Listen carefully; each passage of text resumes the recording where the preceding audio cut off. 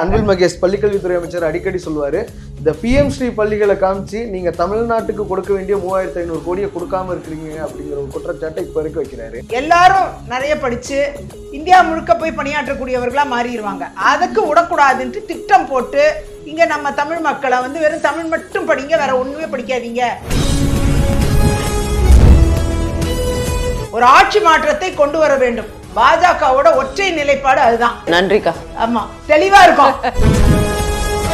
எவ்வளவுதான் கோழி முட்டினாலும், உள்ளடி வேலை பார்த்தாலும், அண்டர் கிரவுண்ட் வேலை பார்த்தாலும், என்ன பண்ணாலும் என்ன சொன்னாலும் எங்க நிலைப்பாட்டுல நாங்க தெளிவா இருக்கோங்கிறதுல மாற்றுக்கருத்தே இல்லை. ஆட்சி அதிமுக தலைமையிலான ஆட்சி தான் இருக்கும். தேசிய ஊரக திட்டத்துல 125 நாள் வேலை கன்ஃபார்மா உறுதி செய்யப்படும். பிஎம்சி பள்ளிகள், நவோதயா பள்ளிகள், சென்ட்ரல் போர்ட் சிலபஸ், இந்த பள்ளிகள் அதிகமா வரும் பொழுது 400 பேர் தானே இப்ப உள்ள போக முடிஞ்சிருக்கு. 4000 பேரா மாறும். அதே மாதிரி 125.5% போக்சோ வழக்குகள் அதிமுக ஆட்சியை விட திமுக ஆட்சியில அதிகமா இருக்கு. குற்றவாளிகளை வரவேற்றவர் பாஜக எம்எல்ஏ. அவருக்கு திரும்ப நீங்க சீட்டு கொடுத்தீங்க 2022ல. அப்படிங்கும் போது பெண்களுக்கு எதிரான ஜெயிச்சாரு.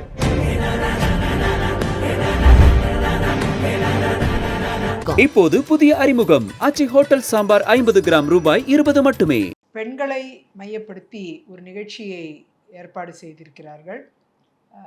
தீர்ப்பு, தி வெர்டிக்ட் என்று சொல்லக்கூடிய தீர்ப்பு வழங்கும் மேடையாக இது மாற்றப்பட்டிருக்கிறது.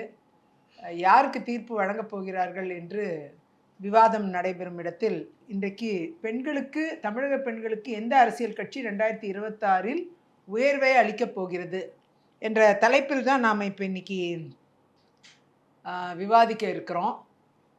2026 தேர்தல் இன்னும் சில மாதங்களே உள்ளது. அனௌன்ஸ்மெண்ட் வர்றதுக்கு இன்னும் 10-15 நாட்கள் தான் உள்ளது. எலெக்ஷனுக்கு இன்னும் 1 மாதம் 1.25 மாதம், அதுக்கு மேலே இல்லை. 65 நாள்னு உங்க கட்சியை சேர்ந்த பிஎல் சந்தோஷே சொல்லிட்டு அவர் போன வாரம் சொன்னார். அது இன்னும் குறைஞ்சி 1 வாரம் குறைஞ்சிருச்சு. குறைஞ்சி கிட்டத்தட்ட 55 நாட்கள் தான் இருக்க மாதிரி எனக்கு தெரியுது. அந்த அளவில் இப்போ தேர்தல் நெருக்கத்தில் வந்து விட்டது. பெண்கள் யாருக்கு வாக்களிப்பார்கள் என்ற கேள்வி, எதற்காக பெண்கள் யாருக்கு வாக்களிக்க வேண்டும் என்ற கேள்வியும் இதை மையப்படுத்தி இருப்பதாக நான் பார்க்கிறேன். அந்த விதத்தில் மகளிருக்கென்று என்ன வாக்குறுதிகள் தரப்பட்டது, இந்த தமிழக திமுக ஆட்சியால் என்ன வாக்குறுதிகள் தரப்பட்டது?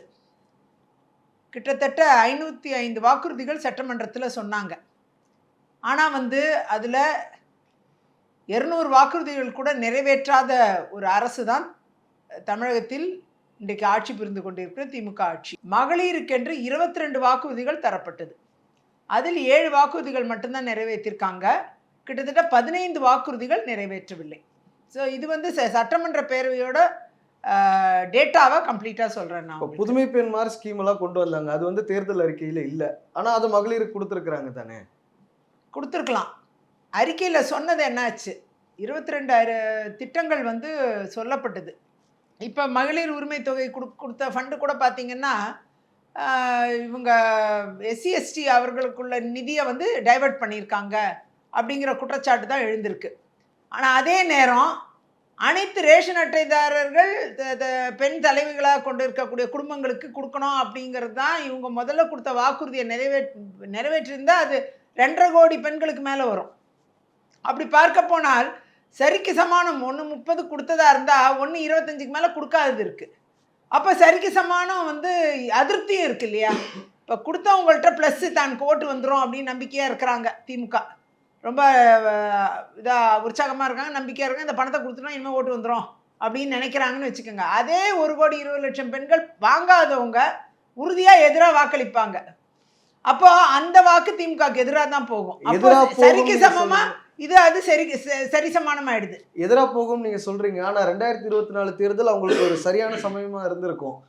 திமுக ஆட்சி மீது ஒரு அதிருப்தி இருந்தால் அதை காமிக்கிறதுக்கு. ஆனால் 2024 எலெக்ஷன்ல ஸ்வீப் பண்ணாங்கல்ல. போன முறை கூட தேனியில தோத்தாங்க. இந்த முறை தேனியில தங்கத்தமிழ்ச்செல்வன் உட்பட 40 தொகுதிகள்லையும் ஜெயிச்சாங்கல்ல. அதாவது 2024 பாராளுமன்றத்துக்கான தேர்தலில் எதிர்கட்சிகள்லாம் பிரிஞ்சு நின்னாங்க. ஒரு வலுவான கூட்டணி அமையப்பெறல.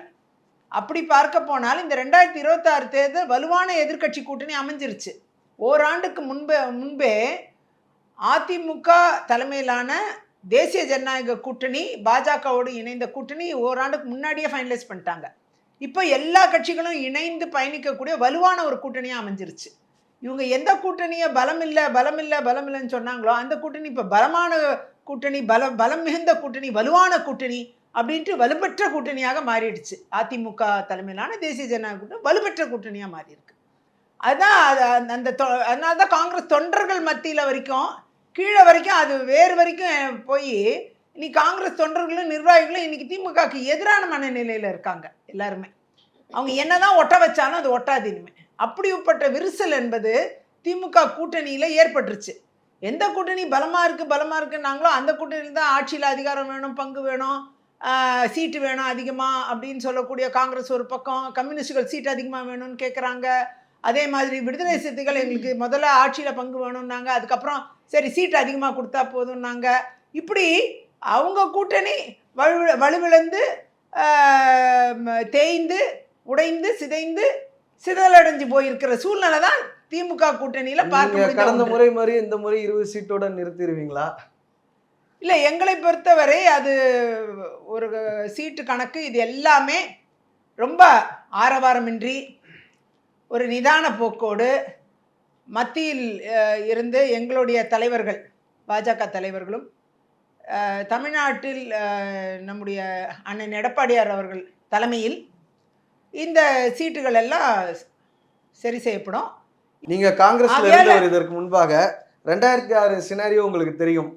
நாங்கள் ஹெல்ப் பண்ணுவோம்னு சொல்கிறீங்க, வெளியிலேருந்து ஹெல்ப் பண்ணுவீங்களா இல்லை எங்களே அகாமடேட் பண்ணிக்கங்கன்னு சொல்லி நாங்கள் அவர் விருப்பப்படுற மாதிரி ஹெல்ப் பண்ணுவோம். தெளிவாக சொல்லிட்டாங்களா? அவ்வளோதான், தெளிவாக சொல்லிட்டோம். உறுதுணையாக இருப்போம், உதவியாக இருப்போம், அவர்கள் விருப்பப்படக்கூடிய விதத்தில் உதவியாக இருப்போம். அதுல மாற்றுக்கருத்தே கிடையாது. நன்றிக்கா. ஆமா, தெளிவா இருக்கும். ஆக மொத்தம் தமிழ்நாட்டுல ஒரு ஆட்சி மாற்றத்தை கொண்டு வர வேண்டும். பாஜகவோட ஒற்றை நிலைப்பாடு அதுதான். மற்றதெல்லாம் நீங்க எவ்வளவுதான் கோழி மூட்டினாலும், உள்ளடி வேலை பார்த்தாலும், அண்டர் கிரவுண்ட் வேலை பார்த்தாலும், என்ன பண்ணாலும் என்ன சொன்னாலும் எங்க நிலைப்பாட்டுல நாங்க தெளிவா இருக்கோங்கிறதுல மாற்றுக்கருத்தே இல்லை. நீங்க மாநில அரசு தான் மத்திய அரசு வந்து இவ்வளவு உதவிகள் ஸ்டேட் கவர்மெண்ட்டுக்கு பண்றாங்கன்னு பல மாநிலங்கள்ல நீங்க தான் ஆட்சி அமைச்சிருக்கீங்க. மத்திய பிரதேசா இருக்கட்டும், உத்தரப்பிரதேசா இருக்கட்டும், அங்கெல்லாம் ஒன்றிய பாஜக அரசு, அவங்க வார்த்தையில சொல்லணும்னா மத்திய பாஜக அரசோட உதவியோட அவங்க செயல்படுத்திய திட்டங்கள் என்ன?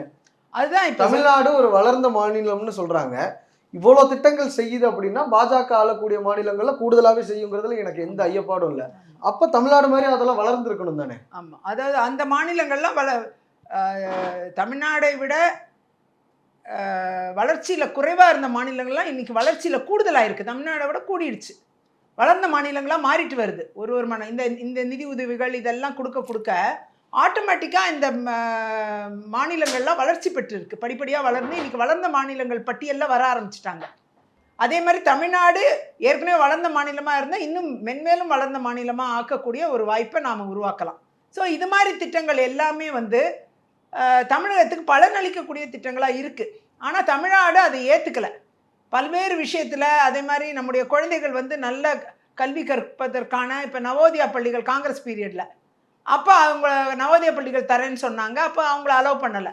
விடாதனால என்ன ஆயிடுச்சு, இப்போ சுப்ரீம் கோர்ட் என்ன சொல்லியிருக்கு, 12 இடங்கள்ல ஆய்வறிக்கை சப்மிட் பண்ணுங்க, இட அறிக்கை சப்மிட் பண்ணுங்க, நவோதயா பள்ளிகளை மத்திய அரசு கொடுக்கும்.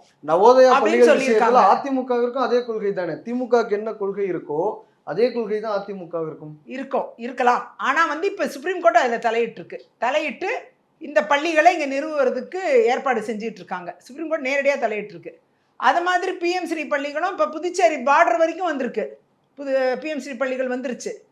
எல்லா ஸ்கூல்ஸும் இயங்கிட்டு இருக்கு. சென்ட்ரல் சிலபஸ், ஃப்ரீ எஜுகேஷனு, எல்லா அப்கிரேடட் பெரிய மாடல் ஸ்கூல்ஸாக ரொம்ப நல்லா இருக்குது ஸ்கூல்ஸ் எல்லாம். அப்போ இந்த குழந்தைகளுக்கு அதுக்குண்டான வசதி வாய்ப்புகளை மத்திய நிதிகள் உதவுது. அதை இங்கே வரவில்லை. ஏன்னா இங்கே மறுபடியும் பாஜக உடைய இது வளர்ச்சி அதிகமாயிடும். அதனால அடிக்கடி சொல்லுவாரு அன்பில் மகேஷ், பள்ளிக்கல்வித்துறை அமைச்சர் அடிக்கடி சொல்லுவாரு, இந்த பிஎம் ஸ்ரீ பள்ளிகளை காமிச்சு நீங்க தமிழ்நாட்டுக்கு கொடுக்க வேண்டிய 3500 கோடியை கொடுக்காம இருக்கிறீங்க அப்படிங்கிற ஒரு குற்றச்சாட்டை இப்ப வரைக்கும் வைக்கிறாரு. அதாவது சமக்ர சிக்ஷா ஃபண்ட சொல்றாரு அவரு. நிறைய மற்ற எஸ்எஸ்ஏல உள்ள நிறைய ஸ்கீம்ஸ், பிஎம்எஸ்ஏ, எஸ்எஸ்ஏ எல்லா ஃபண்டும் வாங்கிட்டு தான் இருக்காங்க. இந்த பிஎம் ஸ்ரீ ஸ்கூல்ஸ் இவங்க வாங்க மாட்டேங்கிறாங்க. நவோதயா வாங்க மாட்டேங்கிறாங்க. அப்போ இந்த ஸ்கூல்ஸ் எல்லாம் இங்கே வந்துச்சுன்னா இவங்களோட இந்த மூளைச்சலவை செய்யக்கூடிய விஷயங்கள் நடைபெறாது. எல்லாரும் நிறைய படித்து இந்தியா முழுக்க போய் பணியாற்றக்கூடியவர்களாக மாறிடுவாங்க. அதுக்கு விடக்கூடாதுன்ட்டு திட்டம் போட்டு இங்கே நம்ம தமிழ் மக்களை வந்து வெறும் தமிழ் மட்டும் படிங்க, வேற ஒன்றுமே படிக்காதீங்க அப்படின்னு சொல்லி அடக்கி வைக்கிறாங்க. அப்படி இருக்கும்பொழுது நம்மளால தமிழ்நாடை விட்டு பெருசாக வெளியில் போய் வாழக்கூடிய சூழ்நிலை இல்லாமல் மாறிடுது நமக்கு. நீங்கள் பிஎம் ஸ்ரீ பள்ளியை சொல்கிறீங்க, நவோதயாவை சொல்கிறீங்க. தமிழ்நாட்டில் மாவட்டம் தோறும் மாடல் ஸ்கூல் இருக்குது. இந்த வருஷம் மட்டும் 400க்கும் மேற்பட்டவர்கள் ஜேஇ மெயின்ஸில் பாஸ் பண்ணியிருக்காங்கன்னு ஒரு செய்திகள் வருது. கடந்த ஆண்டு மட்டும் 1000க்கும் மேற்பட்ட மாணவர்கள் நாட்டின் முதன்மை கல்வி நிறுவனங்களுக்கு போயிருக்காங்கிற செய்தியை நம்ம பார்க்குறோம். ஐஐடிக்குள்ளே இது வரைக்கும் தமிழ்நாடு ஐஐடிக்குள்ளே அரசு பள்ளி மாணவர்கள் போனதே இல்லை அப்படிங்கிற ஒரு ஹிஸ்டரியை இந்த ஆட்சியில் நாங்கள் மாற்றி காமிச்சிருக்கோம்னு சொல்கிறாங்க. அப்படி இருக்கும்போது பிஎம் ஸ்ரீ பள்ளியும் சரி நவோதயா வந்துதான் தமிழ்நாட்டோட கல்வித்தரம் உயரும். அதான் நான் சொல்ல வரேன். பிஎம் ஸ்ரீ பள்ளிகள், நவோதயா பள்ளிகள், சென்ட்ரல் போர்ட் சிலபஸ், இந்த பள்ளிகள் அதிகமாக வரும்பொழுது 400 பேர் தானே இப்போ உள்ள போக முடிஞ்சிருக்கு. இது 4000 பேரா மாறும். பிஎம் ஸ்ரீ பள்ளிகள் இன்னைக்கு நான் சொல்லி முடிச்சிடுறேன். அதே மாதிரி நவோதயா ஸ்கூல் இருக்கக்கூடிய மாநிலங்களையும் நீங்க எடுத்துக்கங்க. 100 பேர் அரசு பள்ளியிலேருந்து போயிருக்காங்கன்னு நம்மளால காமிச்சிட முடியுமா? உத்தரப்பிரதேசத்திலேயோ மத்திய பிரதேசத்திலேயோ ஒரு 100 பேர் பாருங்க அரசு பள்ளியிலேருந்து நாட்டின் முதன்மை கல்வி நிறுவனங்களுக்கு போயிருக்காங்க. எல்லாம் நீங்க ஐஏஎஸ் ஆஃபீஸர்ஸ், ஐபிஎஸ் ஆஃபீஸர்ஸ், அரசு பள்ளிகள்ல இருந்து போனவங்க நிறைய பேர் இருக்காங்க. நம்ம தமிழ்நாட்டிலே இருக்காங்க. நம்ம தமிழ்நாட்டிலே வந்து வேலை பார்த்துக்கிட்டு இருக்காங்க. இது மாதிரி பீகார்ல இருந்து இந்த மாதிரி நிறைய மாநிலங்கள்ல இந்த மாதிரி அரசு பள்ளிகளில் படித்தவங்க உயர்ந்த கல்வி பயின்று நமக்கு அதிகாரிகளாக இங்கே தமிழ்நாட்டிலே இருக்காங்க. அது மாதிரி நிறைய பேர் இருக்காங்க. அப்படிப்பட்ட படிப்பெல்லாம் படிச்சுட்டு தான் இன்றைக்கி நம்ம கவர்னரே இருக்கார். ஆளுநரே வந்து அப்படி அவர் ஒரு அரசு பள்ளியில் படிச்சுட்டு தான் அவங்க அந்த மாதிரி பள்ளிகள்லாம் படிச்சுட்டு தான் இங்கே வந்து அவங்க பெரிய பெரிய பதவிகளில் இருக்காங்க. இன்றைக்கி தேசிய ஊரக திட்டத்தில் பார்த்தீங்கன்னா 100 நாள்லேருந்து 125 நாளாக ஆக்கிட்டாங்க. அந்த 125 நாளில் 25 நாள் கூடி இருக்கு. ஒரு ஆண்டில் 25 நாள் கூடி இருக்கு. இப்போ வந்து இன்னைக்கு 30 நாள் 40 நாள் தான் வேலை கொடுத்துக்கிட்டு இருக்காங்க பெண்களுக்கு. அதுவே வந்து ஆட்சி மாற்றம் வரும்பொழுது அதிமுக தலைமையிலான ஒரு ஆட்சி, தேசிய ஜனநாயக கூட்டணி ஆட்சி அமையும் பொழுது, தேசிய ஜனநாயக கூட்டணி ஆட்சியா அதிமுக தலைமையிலான தேசிய ஜனநாயக கூட்டணியின் ஆட்சி அமையும் பொழுது கூட்டணியில் நாங்கள் வெற்றி பெறுவோம். அதுக்கப்புறம் தான் ஆட்சி அதிமுக தலைமையிலான ஆட்சி தான் இருக்கும். அந்த அளவில் வந்து இந்த ஆட்சி அமைய பெறும்பொழுது இவ்வளோ நிதிகள் பெண்கள் கையில் இருக்கும். தேசிய ஊரக திட்டத்தில் 125 நாள் வேலை கன்ஃபார்மாக உறுதி செய்யப்படும் ஒரு பெண்ணுக்கும். அப்படி இந்த திட்டத்தை மூடு விழா கண்டுட்டாங்கன்னு பொய் பிரச்சாரம் செய்து திமுகவும் கூட்டணி கட்சிகளும் ரொம்ப தவறான ஒன்று. இன்றைக்கி 55% பெண்களுக்கு எதிரான குற்றங்கள் அதிகமாகிருக்கு தமிழ்நாட்டில். இதுவே வந்து போக்சோ வழக்குகள் 125.5% அதிகமாகிருக்கு தமிழ்நாட்டில். ஸோ நம்ம சட்டம் ஒழுங்குங்கிறது எந்த அளவுக்கு இருக்குங்கிறது இதை வச்சு நம்ம கணக்கிடலாம். இது NCRB SCRB டேட்டா. அந்த அளவில் வந்து இந்த புள்ளி விவரங்கள் எல்லாம் எதை காமிக்குதுன்னா, குற்றங்கள் அதிகமாயிருக்கு, சட்டம் ஒழுங்கு கெட்டு போயிருக்கு, படுகொலைகள், கொலைகள் அதிகமாயிட்டு இருக்கு தமிழ்நாட்டில். NCRB டேட்டால தமிழ்நாடு எத்தனாவது இடத்துல இருக்கு விமனுக்கு எதிரான கிரைம்ஸ்? எத்தனாவது இடத்துல? மத்திய பிரதேசம் எத்தனாவது இடத்துல இருக்கு? எத்தனாவது இடத்துல? அது 28 கோடி இருக்கிற மாநிலம், நாம 6.5 கோடி மக்கள் இருக்கிற மாநிலம். ஸோ அவங்கள 5ல் 1 பங்கு தான் நம்ம இருக்கோம். அப்படி பார்க்க போனால் அந்த சதவிகிதமும் இன்க்ரீஸ் ஆகும் ஆட்டோமேட்டிக்காக. அப்படி தான் அது இன்க்ரீஸ். 28 கோடி மக்களை வச்சு கணக்கு போடணும். அதை பர்சன்டேஜ் அப்படி தான் வரும். அப்படி பார்க்க போனால் நம்ம 5ல் 1 பகுதி கட் பண்ணி அதை விட கூட இல்லாமல் இருக்கணும், நம்ம ஜாஸ்தி இல்லாமல் இருக்கணும். அவங்களுக்கு ஃபஸ்ட்டாக இருக்கும், செகண்டாக இருக்கும், எதுவும் வேணா இருக்கலாம். அதை வச்சு நம்ம மக்கள் தொகையை வச்சு கணக்கு போடும்போது அது ஈடாகாது. அப்படி தான் இதை கணக்கு பண்ணணும். அப்படி பார்க்க போனால் இங்கே போன அதிமுக ஆட்சியில் 55% பெண்களுக்கு எதிரான குற்றம் கம்மியாக இருந்துச்சு. இப்போ பெண்களுக்கு எதிரான குற்றம் 55% அதிகமாக இருக்கு. அதே மாதிரி 125.5% போக்சோ வழக்குகள் அதிமுக ஆட்சியை விட திமுக ஆட்சியில் அதிகமாக இருக்கு. பெண்கள் சொல்றாங்க. முன்னாடி வந்து அதிமுக ஆட்சி காலத்துல வந்து பெண்கள் வெளியில வர முடியாத ஒரு சூழல் இருக்கு. அப்போ போக்சோ ஆக்ட் வந்து ஃபைல் ஆகல, பெண்கள் தைரியமா வெளியில வர்றாங்க அப்படிங்கிற ஒரு விஷயத்த திமுக தரப்புல இருந்து சொல்றாங்க. அவங்க அது சொல்லுவாங்க. ஆனா வந்து இன்னைக்கு பெண்கள் தைரியமா வந்து கேஸ் கொடுக்குறாங்க அப்படின்னு சொல்றதை விட கேசஸும் அதிகமாக இருந்தால் தானே வெளியில் வந்து கேஸ் கொடுக்குறாங்க. கேசஸும் ஜாஸ்தி ஆகுது இல்லையா? கேசஸ் ஜாஸ்தி ஆகுது. இப்போ கொள்ளை கேசஸ் மாதிரி பெண்களுக்கு எதிரான குற்றங்களும் வந்து வெளியில் வந்து சொல்லாமல் மறைக்க முடிஞ்ச குற்றங்கள்லாம் கிடையாது. அது மறைக்க முடியாத குற்றங்களாக தான் இன்றைக்கி மாறி இருக்குது பெரிய அளவில். ஏன்னா அதில் கொலைகளும் நடக்குது, வன்புணர்வும் இருக்குது, வன்கொடுமையும் இருக்குது, எல்லாம் இருக்குது. சிறுவருக்கு எதிரான வன்கொடுமை அதிகமாக இருக்குது. பெண்களுக்கு அதை எதிரான நீங்க crime புரிஞ்சுக்கணும்னு பத்தி நான் சொல்றீங்க நினைக்கிறேன். ma'am. இறுதியா பெண்களுக்கு எதிரான கிரைமை பத்தி சொல்றீங்க. பில்கிஸ் பானு விஷயம் உங்களுக்கு தெரியும். அவர்களை எப்படி சொல்றது, உங்களுக்கும் நீங்க ஒரு பெண்ணா இருந்து பார்த்திருப்பீங்க. குற்றவாளிகளை வரவேற்றவர் பாஜக எம்எல்ஏ. அவருக்கு திரும்ப நீங்க சீட்டு கொடுத்தீங்க 2022ல. அப்படிங்கும்போது பெண்களுக்கு எதிரான ஜெயிச்சிட்டாரா குற்றங்கள் இல்லையா? ஜெயிச்சாரு. சரி, அப்படிங்கும்போது அதை எப்படி நியாயப்படுத்த முடியும்? தமிழ்நாட்டை நம்ம பார்த்து நாம யாரையும் நியாயப்படுத்தவே வேண்டாம். அந்த மக்கள் ஓட்டு போட்டிருக்காங்கல்ல, அது எதை நியாயப்படுத்துதுன்னு எனக்கு தெரியல. அந்த அளவுல வந்து சீட்டு கொடுக்கறது மட்டும் கிடையாது, ஓட்டு போடுற மக்கள் ஓட்டும் போடுறாங்க. அது நீங்களே ஜெயிச்சிட்டாருங்கிறீங்க. அப்படி அதாவது அந்த சூழ்நிலையில அந்த வழக்குல என்ன நடந்ததுங்கிறது நிறைய விவாதத்துக்கு உட்பட்டது. அந்த வழக்குகளை பொறுத்தவரை அந்த தீர்ப்புகள் என்பது உச்சநீதிமன்றம் என்ன ஃபைனாலிட்டிக்கு கொண்டு வந்துச்சோ அதுதான் நிற்கும் கடைசியா. ஆகையால அது என்ன சுப்ரீம் கோர்ட் சொல்லுதா நாம அதை ஏத்துக்கிறோம். அதுல எனக்கெல்லாம் மாற்றுக்கிறது கிடையாது. வரவேற்கிறோம் அப்படிங்கிறது தவறுங்கிறது. அதே அளவுல நீங்க இன்னைக்கு தமிழ்நாட்டுல எத்தனை குற்றங்கள் நடக்குது, இத மாதிரி பெண்களுக்கு எதிரான குற்றங்கள், பெண் குழந்தைகளுக்கு எதிரான குற்றங்கள், தண்டனைகள் வழங்கப்படுது. ஆகையால இதை பொறுத்தவரை எங்க பாலியல் குற்றங்கள் நடந்தாலும் பெண்களாகிய நாம் எதிர்க்கத்தான் வேணும். அதற்கு வழி கண்டுபிடிக்க தான் வேணும். அதற்கு தண்டனை கடுமைப்படுத்தப்படதான் வேணும். அதில் மாற்றுக்கருத்தே கிடையாது. யார் ஆட்சியில் இருந்தாலும் இல்லாமல் போனாலும் எங்களுடைய நிலைப்பு பெண்களாகிய நாங்கள் எந்த கட்சியை சார்ந்தவர்களாக இருந்தாலும், நீங்கள் இந்த கேள்வியை எல்லா பெண்கள்ட்டையும் கேட்கலாம், எந்த கட்சியை சார்ந்தவர்களாக இருந்தாலும் உறுதியாக கட்சி மாச்சரியமின்றி பிற எந்த மாச்சரியமும் இன்றி பெண்கள் வந்து பெண்களுக்காக நிற்பாங்க. அந்த இடத்துல பெண்களுக்கு எதிரான குற்றங்கள் குறையறதில்லை, இல்லாமல் ஆகணும். அதே நேரம் பெண்களுக்கு எதிரான குற்றங்களில் தண்டனைகள் கடுமைப்படுத்தப்படணும். அந்த தண்டனைகள் தான் மீண்டும் அவங்க தவறு செய்யாமல் இருக்கிறதுக்கு ஒரு வாய்ப்பை தரும். ஆனால் இந்த தவறு எதனால் நடக்குதுன்னு பார்த்தீங்கன்னா போதை கலாச்சாரத்தால் தான். அது போதையை நிறுத்துறதுக்கு இவங்க இந்த திமுக அரசிடம் ஏதாவது ஒரு திட்டம் இருக்கிறதா, ஏதாவது ஒன்று பண்ணியிருக்காங்களா? இது வரைக்கும் அவங்க எதுவுமே செஞ்சதில்லை. அப்படி கணவர்களை இழந்த பெண்கள் அதிகம், இளம் விதவைகள் அதிகமாயிட்டாங்கன்னு அக்கா கனிமொழி அவர்கள் ரொம்ப வருத்தப்பட்டாங்க. இப்போ வருத்தமே பட மாட்டேங்கிறாங்க. இப்போ அந்த கொஸ்டினையே அவாய்ட் பண்ணுறாங்க, அப்படியே எஸ்கேப் ஆகுறாங்க. ஆகையால் அவங்கள போன்றவர்களே இது மூடணும்னு சொன்னவங்க தான். அப்படி இருக்கும்பொழுது ஒட்டுமொத்த பெண்களும் இதை தான் கேட்டுக்கிட்டு இருக்காங்க. டாஸ்மாக் மட்டும் கிடையாது, இந்த போதை புழக்கத்தையும் நிறுத்தணும். இதுக்கு ஒரு சரியான திட்டம் இந்த திமுக ஆட்சியிடம் இந்த 5 ஆண்டு காலமே இல்லை. அதுக்காகவாவது ஒரு ஆட்சி மாற்றம் வேண்டும். அதிமுக தலைமையிலான தேசிய ஜனநாயக கூட்டணி வெற்றி பெற வேண்டும். வெற்றி பெற்றால் ஒரு மிகப்பெரிய மாற்றத்தை தமிழகத்தில் ஏற்படுத்த முடியும். இந்த போதை கலாச்சாரத்தை நம்ம மாற்றி அமைக்கலைன்னா பெண்களுக்கு எந்த பாதுகாப்பும் இல்லை என்பதை இந்த நேரத்தை உறுதியாக தெரிவித்துக் கொண்டு வாய்ப்படுத்த நன்றி கூறி விடைபெறுகிறேன்.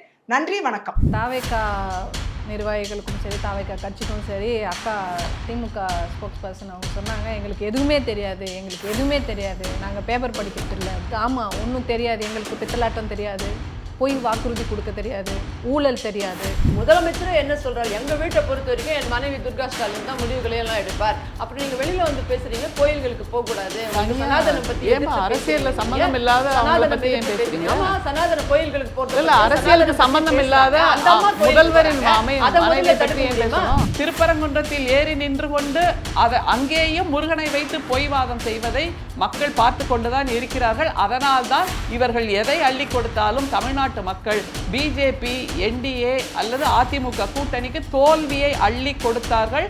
மீண்டும் அந்த வரலாறு தான் நடக்க போகிறது.